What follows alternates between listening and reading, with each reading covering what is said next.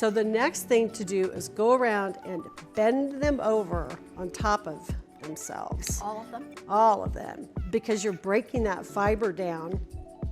You can see I'm doing it two-handed. Now what happens if one of them breaks? They won't at this point in time. Okay. I made sure that and if I had one that was kind of wimpy or something, then somewhere down in here, I would have replaced it with a more substantial piece. You would have noticed by the I time would you got have there. noticed, yes. But the key here to avoid the breakage is in the rehydration and that fabric softener, which helps soften it. So I'm just going to continue around here.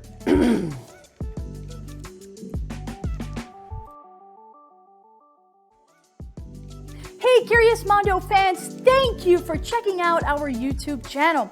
Don't forget to subscribe.